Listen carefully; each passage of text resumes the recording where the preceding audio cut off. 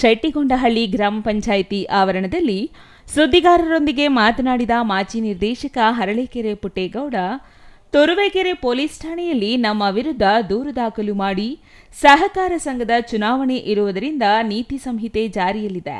ಇಲ್ಲಿ ಯಾವುದೇ ಪ್ರಚೋದಕಾರಿ ವಿಷಯ ಮಾತನಾಡಬಾರದು ಎಂದು ನಮ್ಮಿಂದ ಠಾಣೆಯಲ್ಲಿ ಮುಚ್ಚಳಿಕೆ ಬರೆಸಿಕೊಂಡಿದ್ದಾರೆ ಎಂದರು. ಸೀಗೆಹಳ್ಳಿಯ ಪಿಎಸಿಎಸ್ನಲ್ಲಿ ನಡೆದಿರುವ ಅವ್ಯವಹಾರದ ವಿಷಯವಾಗಿ ಕಾರ್ಯದರ್ಶಿ ಕೆಟಿ ಶ್ರೀನಿವಾಸ್ ಅವರನ್ನು ಮಾಹಿತಿ ಕೇಳಿದರೆ ನೀಡದೆ ದಾರಿ ತಪ್ಪಿಸುವ ಕೆಲಸ ಮಾಡಿದ್ದಾರೆ. ಇಂತಹ ಕಾರ್ಯದರ್ಶಿಯನ್ನು ಸಮರ್ಥಿಸಿಕೊಂಡು ಮುರಳಿಕುಪ್ಪೆ ಶ್ರೀನಿವಾಸ್ ಮತ್ತು ನಾಗೇಗೌಡನಪಾಳ್ಯ ರಮೇಶ್ ಎಂಬುವವರು ಇಲ್ಲಿ ಯಾವುದೇ ಅವ್ಯವಹಾರ ನಡೆದಿಲ್ಲ, ದಾಖಲೆ ಸಮೇತ ಬಹಿರಂಗ ಚರ್ಚೆಗೆ ಬರಲಿ ಎಂದಿದ್ದರು.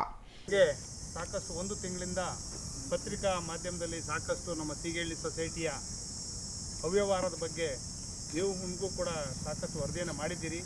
ಮೊದಲು ನಾವು ವರದಿ ಮಾಡಿದ ಉದ್ದೇಶ ಸೆಕ್ರೆಟರಿಯವರು ಹಣವನ್ನು ದುರುಪಯೋಗ ಮಾಡಿಕೊಂಡಿದ್ದಾರೆ ಅಂತ ನಮ್ಮ ತುಮಕೂರಿನ ತಿಪ್ಟೂರಿನ AROಗೆ ನಾವು ಕಂಪ್ಲೇಂಟನ್ನು ಮಾಡಿದ್ದನ್ನು ನಾವು ಪತ್ರಿಕಾ ಪ್ರಕಟಣೆಯಲ್ಲಿ ವರದಿಯನ್ನು ಮಾಡಿದ್ವಿ. ಅದನ್ನು ಸಮರ್ಥಿಸ್ಕೊಳ್ಳೋಕ್ಕೋಸ್ಕರ ಮಾಜಿ ಅಧ್ಯಕ್ಷರಾದ ಶ್ರೀನಿವಾಸಯ್ಯನವರು ಹಾಗೂ ಸದಸ್ಯರಾದ ರಮೇಶ್ ಅವರು ಸೆಕ್ರೆಟರಿಯವರು ಯಾವುದೇ ಅವ್ಯವಹಾರ ಮಾಡಿಲ್ಲ, ತುಂಬ ಕ್ಲೀನ್ ಹ್ಯಾಂಡು, ಅವ್ರ ಮೇಲೆ ಒಂದು ಕಪ್ಪು ಚಿಕ್ಕೇನೂ ಇಲ್ಲ ಅಂತ ಸಮರ್ಥಿಸ್ಕೊಂಡದ್ದನ್ನು ಕೂಡ ಪತ್ರಿಕೆಯಲ್ಲಿ ನಾವು ನೋಡಿದ್ದೀವಿ. ಅದಾದ ನಂತರ ಮತ್ತೆ ನಾವು ಅವ್ರಿಗೊಂದು ಸವಾಲನ್ನು ಹಾಕಿದ್ವಿ.